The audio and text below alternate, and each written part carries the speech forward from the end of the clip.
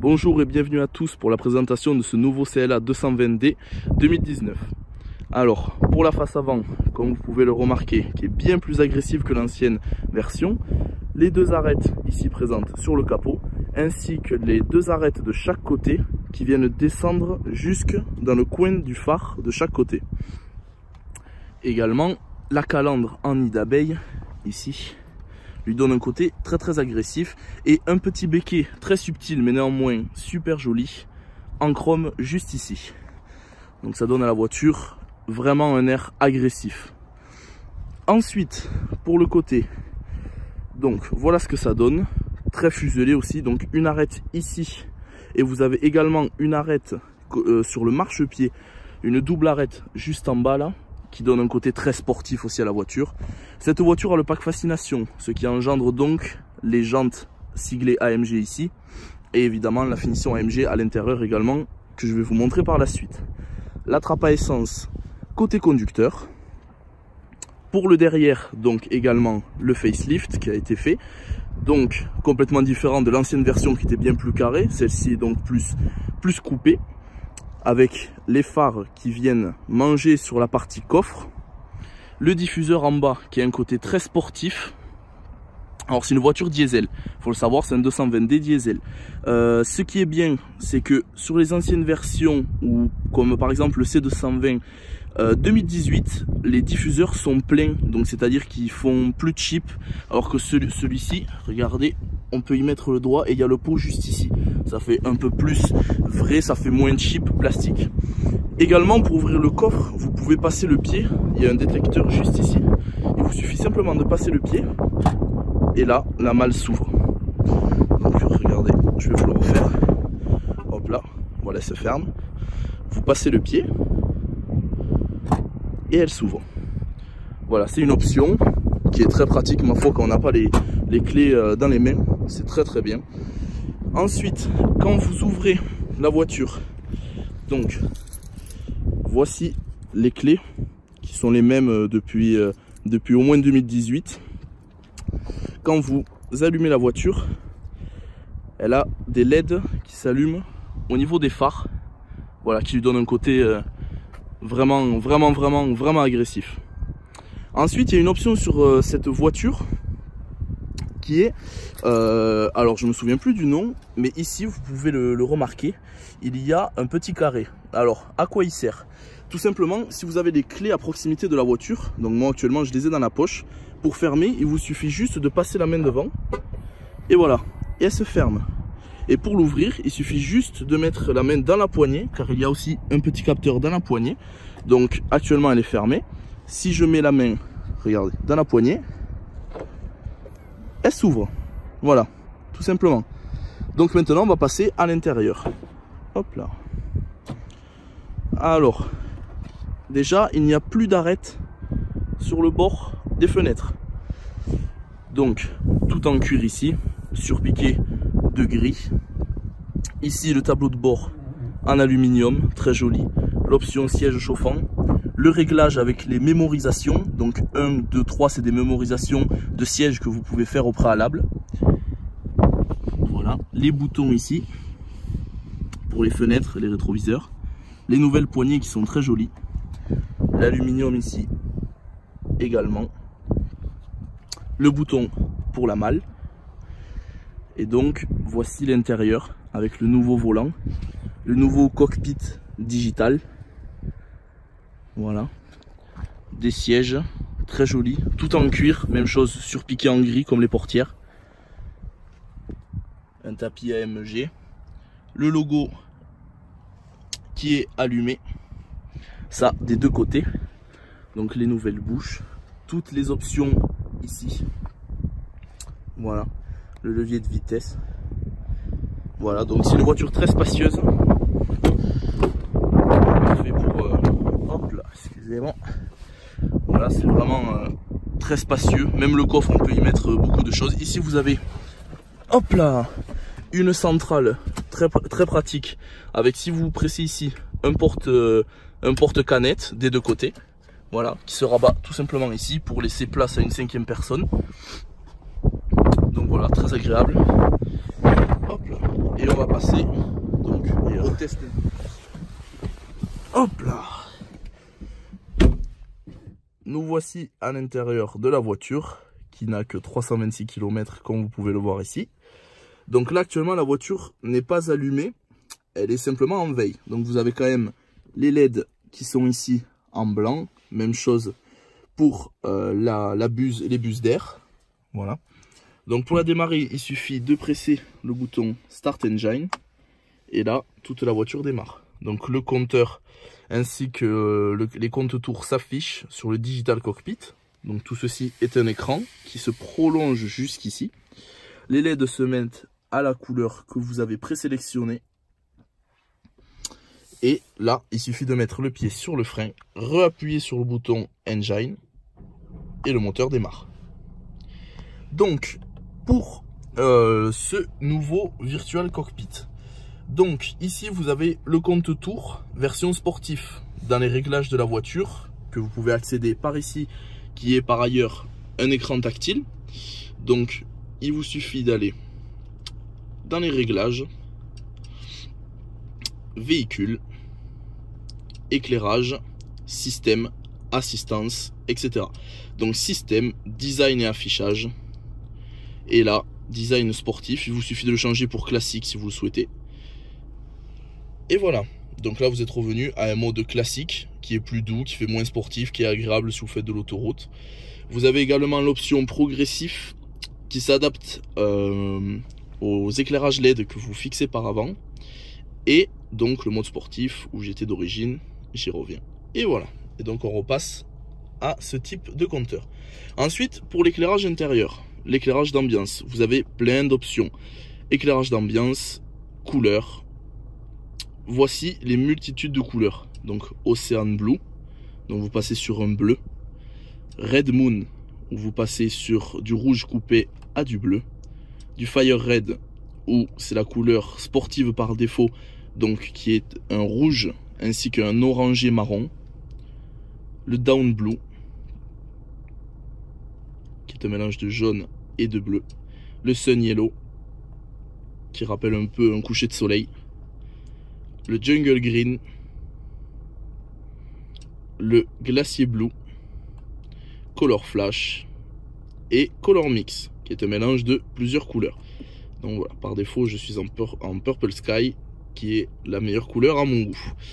Voilà, vous pouvez également régler la luminosité de l'intérieur grâce à cette option. Donc vous montez ou vous descendez en fonction de ce que vous souhaitez. Également le confort d'assise, qui est une nouvelle option où si vous cliquez ici sur le bouton Play, votre siège, que ce soit conducteur ou passager, sauf les sièges arrière évidemment, où vous allez sentir le fauteuil bouger comme une sorte de massage. Voilà. Ensuite, vous avez le store qui vous permet, comme un App Store ou un Play Store, de télécharger des applications. Alors certaines sont payantes, d'autres sont pré-enregistrées. Sinon le pack est de 360 € de smartphone qui vous permet de transférer, exemple Waze, sur tout cet écran, ce qui est bien pratique tout de même. Donc voici toutes les offres disponibles. Donc par exemple intégration smartphone, voilà, 360 €. Et ça vous permet de projeter vos apps de téléphone ici. Donc après vous avez un compte utilisateur. Non, moi je vais pas le montrer ici. Voilà, donc là vous avez après l'accès aux applications. Les infos, ça peut être intéressant. Donc vous avez la consommation de votre voiture en fonction du temps que vous présélectionnez ici. Le moteur, donc ça c'est très bien. Comme vous pouvez le voir, si on accélère ou décélère, ça vous montre le couple moteur utilisé. Ainsi après que la présentation du véhicule, gaz, frein, voilà. Là par exemple, je suis pied plancher, ça monte à 100%. Là je freine à fond. Bon, comme on roule pas, c'est pas puissant, mais voilà. On sent le mordant et ça vous le précise ici. Voilà. Ensuite, vous avez le confort. Donc, on revient sur les sièges qui bougent et le réglage d'ambiance. Vous pouvez aussi passer par réglage pour le faire. Les médias. Donc là, c'est mon téléphone qui est connecté. La radio, évidemment. La navigation. Donc, c'est une carte où vous pouvez sélectionner donc où aller et vous pouvez parler sans problème. Voilà. Ensuite, votre téléphone avec lequel vous êtes relié en Bluetooth. Ensuite, pour le Virtual Cockpit, vous pouvez changer évidemment le compte tour si ça vous plaît pas ou le compteur de vitesse. Il vous suffit avec le volant côté gauche, vous avez un petit pavé tactile, de même côté droit. Donc ici avec le bouton pour revenir à l'accueil, retourner en arrière, parler à la voiture, les favoris, le volume évidemment, appeler ou raccrocher. Ici vous avez le régulateur de vitesse réglable ici, ainsi que revenir à l'accueil ou en arrière, c'est pareil ici. Et il y a ces boutons dont je ne me suis jamais servi, donc je ne pourrais pas vous dire à quoi ils servent. Ici la manette avant-arrière parking, donc reculer, neutral et drive et parking. Donc pour revenir au compte tour, donc côté gauche vous vous déplacez, donc comme vous pouvez le voir ça se déplace au niveau de la surbrillance. Donc si vous voulez changer du compteur kilomètre heure, excusez-moi, il vous suffit donc de avec la petite molette vous mettre sur le compteur, baisser ou monter selon votre choix. Et vous avez plein d'options, que ce soit donc l'itinéraire, l'autonomie restante, la musique que vous avez connectée, ou bien l'horloge comme vous avez ici, ou bien le compte tour. Et de même pour passer de l'autre côté. Donc il vous suffit de vous déplacer avec le petit curseur, vous cliquez, vous descendez. Et là vous avez donc la consommation, l'indicateur éco, la carte, le GeForce que vous prenez donc en fonction du couple de la voiture. Et vous avez pour terminer les distances. Donc voilà, donc là j'ai fait le tour, je reviens sur voilà le compte tour. Ici ce que vous avez à gauche du volant, vous avez donc ici vous appuyez pour mettre le frein à main et vous retirez pour l'enlever tout simplement. Ensuite vous avez ici le réglage des feux, donc automatique par défaut, il y a les croisements qui va s'afficher et il vous suffit de mettre ici pour le laisser en permanence. Pour les pleins phares, c'est la même chose. Il vous suffit juste de pousser un maximum le levier présent côté gauche du commodo. Donc vous le poussez à fond et les pleins phares se mettent. Voilà, pour l'enlever, vous cliquez un coup vers vous. Donc le nouveau volant, qui est donc le nouveau facelift, aussi du volant, donc qui est bien plus petit au centre et très maniable. Donc les côtés sont un petit peu perforé pour avoir une meilleure prise en main. Les palettes, moins ici, plus ici. Voilà, volant cuir qui est très beau. Vraiment, il est très très beau. Ici, donc vous avez la console de lumière qui est très bien designée. Voilà, ici pour l'allumer ou l'éteindre. Les petites ici sont les loupiottes sous le rétroviseur, gauche ou droite. Ça, il n'y a pas de problème. Et ici, les boutons SOS pour appeler en cas d'accident ou de problème. Voilà, ici donc le pad, ici le bouton dynamique qui vous permet donc de changer de mode, donc le mode individuel, confort, éco ou sport. Le pavé tactile, attendez on va allumer pour mieux voir, voilà, le pavé tactile, le bouton pour revenir au réglage du véhicule en rapide ici, c'est un accès rapide. Voilà le bouton retour, le bouton menu, changer de musique avant ou arrière, le bouton volume ici, le bouton map ici, radio média et téléphone. Et ici c'est pour poser le poignet pour pouvoir faire ce qu'on souhaite. Un rangement ici aussi, très agréable, plutôt profond, on peut y mettre pas mal de choses. Très sympa. Un bon son, tout est parfait. On va donc pouvoir passer au test sur route. Alors, ce que vous avez également pour désactiver le start and stop, juste en dessous du bouton démarrer, vous cliquez et ça vous éteint donc le start and stop, ça vous le met en off. Également la caméra de recul, donc si vous mettez l'option arrière, voilà, vous avez une caméra de recul avec l'axe des pneus. Donc si je tourne le volant, vous avez l'axe des pneus. Donc c'est vraiment très pratique pour se garer en ville, c'est vraiment incroyable. C'est très agréable. Donc en mode drive et on démarre. Donc j'ai mis la voiture en mode sport et j'ai mis ici sur le deuxième écran la performance moteur. Donc c'est une voiture très agréable, très souple à conduire. Vraiment c'est un bonheur. Donc les LED, donc là j'ai fait le test exprès de nuit pour mieux voir les LED, car de jour on les voit moins bien malgré qu'on les voit, c'est plus flagrant de nuit. Donc c'est vraiment magnifique, c'est une voiture vraiment très agréable, très spacieuse sans être trop encombrante sur la route. Vraiment, c'est une très belle voiture. Après, il faut faire attention parce qu'il y a beaucoup d'options et sur les premiers temps où vous l'avez, ça peut être dangereux de tout essayer en même temps. Voilà, il y a un temps de mise à niveau, mais après c'est une voiture très agréable qui a beaucoup de répondants. Donc en version sport, vraiment, vous pouvez être impressionné. Voilà, impressionné de la vitesse qu'elle prend. Le freinage également, qui est très mordant, très bon. C'est vraiment très agréable. Ça, il n'y a rien à dire. Le GPS est fiable également, donc j'ai pu le tester. Le son est bon, donc pour des droits d'auteur, je ne vais pas les mettre, mais je vous assure que le son est bon. Hop là.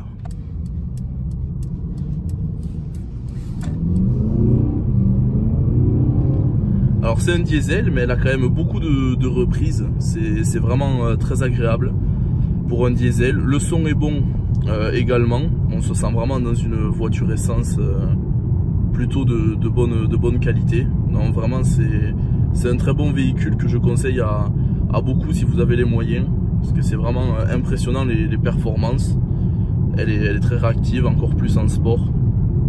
Donc voilà, c'est vraiment une très belle voiture, très souple, pratiquement autant que l'ancien CLA.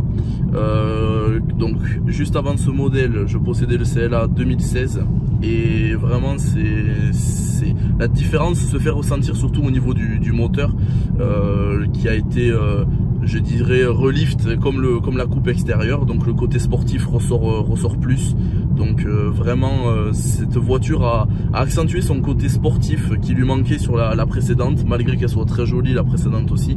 Celle-ci a une autre gueule, exactement comme les nouveaux Classe A depuis le facelift. J'ai pu tester de la conduite bien plus sportive hors vidéo. Voilà, on reste consciencieux du code de la route. L'intérieur est vraiment magnifique, comme vous pouvez le voir. Vraiment, il n'y a mais rien à dire sur ce modèle. Elle dérape en mode sport, elle dérape toujours sur la première vie en fond de première.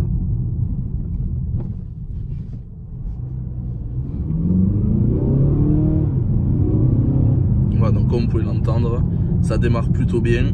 C'est très agréable, très agréable.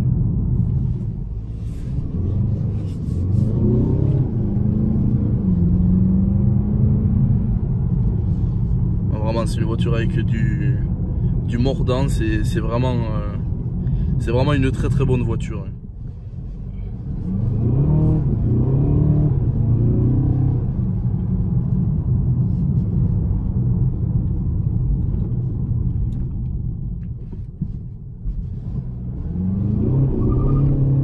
Vous avez entendu les pneus crisser, voilà, c'est ça le CLA 2019 220D.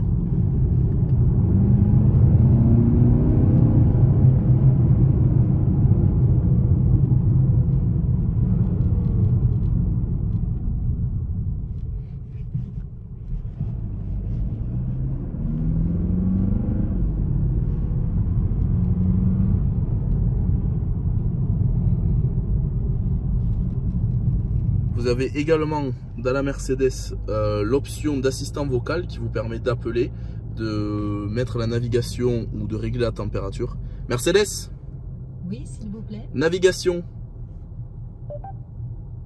Donc là, il va mettre le GPS. Voilà. Et vous pouvez saisir des adresses également comme ça, appeler quelqu'un.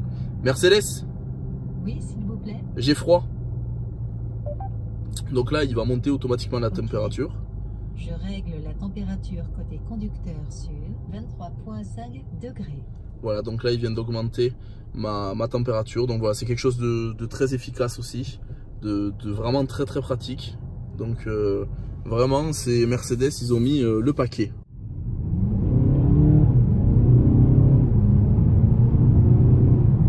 Merci à tous d'avoir suivi cette vidéo du CLA 220D 2019. On se retrouve prochainement pour de nouvelles vidéos. À la prochaine tout le monde.